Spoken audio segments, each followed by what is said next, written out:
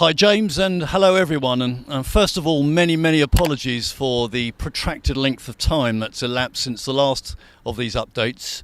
I can absolutely assure you that it's not because there hasn't been anything going on here at Gander Green Lane since we last spoke.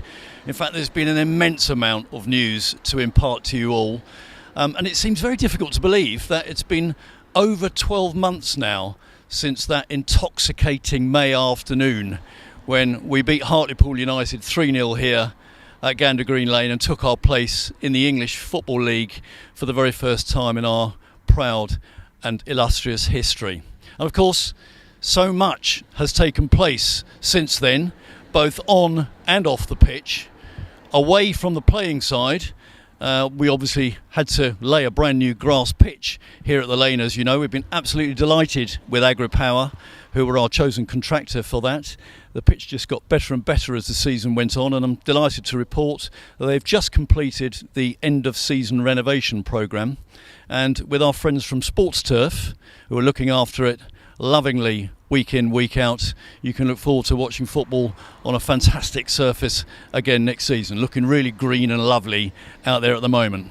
But of course the pitch wasn't the only thing that we did in that helter-skelter summer last year. There were the new floodlights, of course, new grandstands, which were well documented in these updates, but more of those in a minute as well. New turnstiles, all manner of other things as well. And of course, on the pitch, well, what can you say? Our fantastic team managed to garner 76 points in our first season in the EFL 2, finishing in 8th position, just 1 point off the playoffs. And who can forget that unbelievable day at Wembley Stadium against Rotherham in the Papa John's Trophy final in front of 15,000 Sutton fans. What a time to be a Sutton United supporter.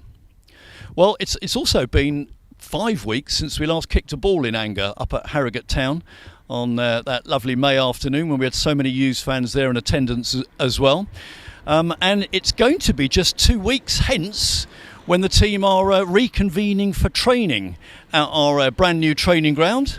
More news on that in a moment as well. Good news on that front. And then the fixtures being out on the 23rd of June. Our first league fixture is just round the corner, 5 weeks after that on the 30th of July. And before then, of course, we have a schedule of pre-season fixtures with 3 of them here at the Lane on the 16th against Charlton, and then also on the following Tuesday against Woking, and the 23rd against Bromley, and then who knows where we'll be on the 30th. So, what has happened in the close season since we last spoke? Well, let's go inside and take a look. So you'll recall from previous videos that we are driven by the imperative presented to us by the EFL ground grading criteria and eligibility criteria for us to have a minimum of 5,000 capacity, including 1,000 seats, by the end of the season. And so driven by that imperative, the focus of the groundworks in year 1, phase 1 if you like, was always going to be this end of the ground, the Collingwood Road end of the ground. It was the most cost effective, most efficient and most pragmatic part of the ground to address those drivers for us. And what a change we have seen in this part of the ground, ladies and gentlemen, and you've probably watched it unfold week by week as you've been down watching our amazing team every week, every Saturday that we've had a home game this season. You'll recall that this terrace here, the low-level terrace, obviously was accommodating half the number that it now can. We can now fit 650 spectators in this covered terracing area.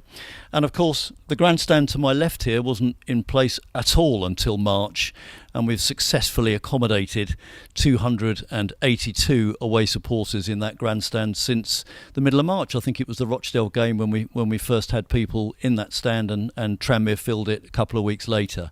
So a big success, this particular area of the ground, and it's helped to significantly increase the capacity here at Gander Green Lane and the stadium overall. You take the 282 in the stand over there, minimum of 650 in this standing area here, plus the 132 seats in the temporary grandstand, not so temporary anymore because it's going to be with us again next season, more of that in a minute as well. The total capacity of this part of the ground has now increased to 1,064, which is way over double that which it was the beginning of last season. So here we are in the not so temporary away grandstand, which is staying with us for another season. Just a couple of small changes at this end. It's actually going to be picked up and moved ever so slightly across and forwards to be able to accommodate the much awaited community pavilion, which is scheduled to be installed later on in the calendar year. But that's not the only reason why it's been lifted and shifted. Behind me you'll see that the fence has actually just been dismantled, and we're straightening it up so that the wheelchair friendly shelter on the far side of the ground, which is currently in front of the stand, is being moved over to this side of the ground to be able to accommodate spectators supporting the away team for next season. The other thing about keeping this particular stand in place is that it easily enables us to fulfil the EFL criteria in terms of numbers of seats in the ground. We've got 718 in the main stand, 282 in the away end, and 132 here gives us a total of 1,132 seats. Phase 2 of the programme, of course, going forward by the end of the season 23-24, requires us to have 2,000 seats in the ground, but that will keep us busy for another day. So now, of course, we're providing 1,064 spectator spaces for the away end for next season. There are 2 channels out. We must provide facilities for them as well. And this is the terrace area, and there are 2 exits, but what is behind the stand? Let's go and have a little look, because this is where a lot of work is currently happening and will continue to happen. And at the minute, a lot of drainage and preparation work has been done, and we're just about to commission the tarmacking of this area. 2 new turnstiles have been put over there in the far corner, and behind us here you can start seeing the erection of fences for thoroughfares for fans going up towards the grandstand area, and in here for the terrace area. And this wasteland here won't be a wasteland in the next couple of weeks or so, because it will be beautifully tarmacked over, and then we're going to be putting in food and beverage outlets, toilets, etc., a concourse to ensure that we're able to accommodate the number of fans that we're now able to welcome to Gander Green Lane for the new season. Can't wait. Aha, the much sought after Tardis Terrace is ready for consumption in the 22-23 season. Quite a piece of engineering, this. Lovely hard concrete steps here, and the crush barriers will be beautifully amber for the start of the new season. Couple of snagging bits still to do on the footholes here and on the side barriers, and also of the tarmacking here in the front, but otherwise this is an area which we hope is going to be really popular for home fans for the new season onwards. It can actually accommodate 440 fans in this area, so we're hoping it'll be a really popular place from which to watch matches. That's almost treble the capacity of this particular area beforehand. And great view of the pitch from up here as well. There are a couple of sightline issues that we're addressing, one of which is this shelter here, which is where mostly the St John's ambulance people have been sitting traditionally. That shelter, as you know, has actually been moved over the far side to be part of the wheelchair friendly area in the away concourse, just in front of the away grandstand over there. And we're about to lift and shift the dugouts. In fact, the dugouts are going to be altered, and more of that in a minute as well. We have said in previous sessions that this area has the flexibility to also be an away terrace if required. There is a gate to that effect down here in front of us, and a separation gate between this and the seats over there that could be used to accommodate away fans. But because we have already increased that area to host at least 1,064 fans, we really hope that this is going to be full and brimming full with Sutton fans to the tune of 440 here cheering our superb team on. And what a great view from which to watch the game.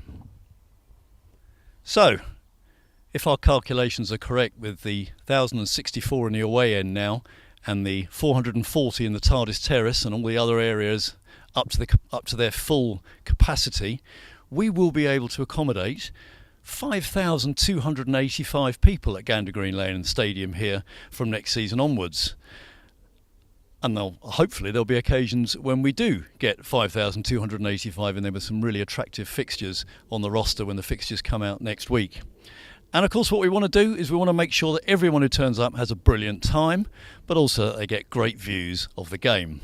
So we talked about the dugouts, and we've known about this problem for a little while. Great though these dugouts are, there are one or two problems with them. One of which is the fact that they don't currently have enough seats in them to fulfil the criteria required of us. They need a minimum of 14 seats, so we're going to address that. And the other thing is that we also don't want them affecting sight lines for our supporters. And at the moment, there are various issues from three main areas of the ground: the front seats in the grandstand, the paddocks immediately behind here, and in our fantastic new Tardis Terrace over there, having the dugouts moved from their current position will provide a completely unencumbered view of the game. So what are we going to do? Well, we've just actually commissioned some new dugouts which fulfill all of those criteria, and they're going to be moved back slightly. So you can see the blue marks on the ground here, which is where they're going to be moved to. So they're going back, slightly sunken. There'll be 14 or 16 seats in them in actual fact going forward. This will be the home dugout on this side. That'll be the away dugout over there, equidistant from the halfway line.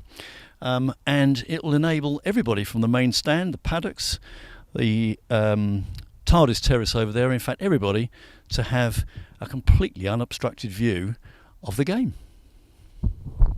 Okay, at last, some great news about this eyesore here that's been blighting us all season and obviously taken away an awful lot of great grandstand seats from use. The good news is that finally our friends from Surrey Steels and Bell's Construction Services have done all the preparatory work, and the remedial work to the steels in the stand is taking place next week, which means that the wooden box can be unfurled from its casing and we can reintroduce the seats that were missing for the whole of the last season, and they'll be back in and ready to be sat in for the new season. Great news, and apologies again for the length of time that particular exercise has taken. But there's been rather a lot of other things going on, as everybody knows. Now, the other thing that we've been minded to address, and with grateful thanks here to Claire Loughlin, our new supporter liaison officer, who's been reporting back to us on a lot of feedback from our fantastic fans. One of the big items has been the fact that supporters are not able to gain access to the bars once they're inside the stadium at half time. So we've come up with a cunning plan to address this as well, and at the same time as addressing the issue with regarding the steels in the stand, we're actually going to insert an entrance here through the hatch, which will obviously be that it'll be stewarded on match day and will enable supporters to access the bars at half time to get food and beverages at that time, which currently of course isn't the case. So if you like, it's a 2 for the price of 1 activity plan over the next couple of weeks, a 2 for the price of 1 workflow, if you like. Fingers crossed that'll all be done in time as well for the start of the new season. We'll keep you updated. So at the end of the month, we're taking delivery of 3 new cabins to join the one that's already there behind the Tardis Terrace here. And you remember from previous videos that we've been talking about having a teams rooms area, so a players entrance and a kind of players activity area, and this is what we are now going to do to ensure that on match days the players are given the facilities they need, and indeed at any time during the week when they need to visit the ground. So the 4 cabins are going to be all lined up, one next to the other, behind the Tardis Terrace here, and it will be fenced off as a kind of players entrance and players area, and those cabins are going to house a gym, a physio area, a stretching and strength and conditioning room, and then also the management offices. And that will be a kind of isolated area that the players can access via the changing rooms as well from the main part of the stadium, and use to prepare for match day, or indeed use for rehabilitation purposes during the week. And they're arriving at the end of this month. So you'll remember from previous videos that we're also required to significantly upgrade our officials rooms. So the changing rooms for the referees, and first aid room and anti-doping room, and this is what this building next to the main entrance is all about. And I'm delighted to be able to report that work is well underway to ensuring that this is kitted out and ready for the new season. And what's in this cabin are basically male and female changing rooms, showers, WCs, anti-doping room, first aid room, and then there'll be a passageway built through the old referees' rooms and out into the tunnel and onto the main pitch. So this was another area that we needed to make sure that we were compliant, and I'm delighted to be able to report that we're well on the way to achieving that end goal in plenty of time for the new season. So whilst we're in this part of the ground, I thought I might just show you some of the lovely cosmetic work that's also been taking place at the main entrance and just inside, and some of the rooms inside. First of all, get your sunglasses out at the moment down here when it's a nice sunny day, because we've painted the whole of this front office. It's going to have a welcome to Sutton United beautiful crest, founded 1898, across there as well, branding throughout, and lovely new lick of paint. It's going to be a nice new entrance area for us all to enjoy, and lots of work's also taken place inside, and I'll just give you a little soupçon of delight as we go down the corridor. Before, you'll remember, this now has all been freshly painted, top and bottom, and some new memorabilia on the walls to enjoy as we go through. Donovan Wilson's goal, 15,000 Sutton fans there, a day never to be forgotten. On we go down, and, well, what a day, ladies and gentlemen. So, upstairs, this colourway has also been translated up into the boardroom and the offices upstairs. And we're about to do the same thing in the NBA lounge and other bars as well. So that by the time we're back welcoming you again for the new season, we'll be spick and span. And so to our very under pressure car park here at Gander Green Lane. And many apologies again to everybody who has been expecting to hear back from us with regards to the availability of car park spaces for the new season. There's a very good reason why Dave and Mickey have been unable to revert to you, and it's because of ongoing building works at the ground and some thoughts about repurposing of the car park going forward, which may well impact on the number of spaces that we're going to have available for the new season, and we want to ensure that we don't oversell in this regard. So this particular area is obviously a big piece of real estate for us. We want to increase the footfall coming through to our merchandise outlet over there, and we want to have a similar unit in this arena here, which will house a ticket office going forward. It's a little bit further down the line, but it's still got to be part of our immediate planning. And so we really want this particular section of the car park to be much more of a hub for our home fans on match day, which could limit the amount of car park space that we're able to offer, particularly in view of the new sterile area at the far end of the car park, where we've got that gating up. There'll be a new permanent gate erected there, the other side of it obviously being used for match officials, players and guests and VIPs and directors, etc., which again further limits the number of spaces that will be available. So that whole repurposing exercise for the car park is currently being undertaken, which means that we're working with a much more limited number of car park spaces there, and we will revert to people as soon as we know exactly how we're going to progress the use of this space going forward. But it's certainly uppermost in our minds right now. So if you're all still with me, congratulations and thank you. Remind me to buy you a pint next time I see you. You're made of stern stuff indeed. On a more serious note, the next SUFC TV video, and thanks again James for coming up after work to do this evening, it's really much appreciated, will be in a couple of weeks' time from our brand new training ground. Now, James has volunteered to go along there and be there when the players arrive and be part of that and take some footage on the first training day of the season. I'm not going to spoil the surprise. I'm going to leave that until he's released that video in a couple of weeks' time, so watch this space for more information. But of course the time is just flying by now at the moment, isn't it? We've got pre-season friendlies booked here for the 16th of July against Charlton. Because of the agreed matchday arrangement for that particular game, I'm afraid season ticket holders will not be getting free entry for that particular game. Season tickets will not be valid for the game on the 16th. Apologies for that, but that was the agreement with for that particular match. But they will be valid to gain free entry into the matches against Woking and Bromley on the following Tuesday and Saturday. And with nigh on 1,500 season ticket holders already in place, we're looking for a bumper season ticket sale period when the fixtures are released on the 23rd of June. Fantastic support again for this brilliant team. What a unbelievable season we've had, the first season in the EFL. Let's see where this new season takes us. With an average crowd of 3,100, the ever-changing face of the beautiful old lady that is Gander Green Lane before us here, increased capacity, more fan base, new season ticket holders, and those fixtures eagerly awaited out on the 23rd of June. It's going to be something to really look forward to, and I can't wait to catch up with you all again. But in the meantime, and until then, and on this beautiful new strip, feels great by the way, Forever Amber.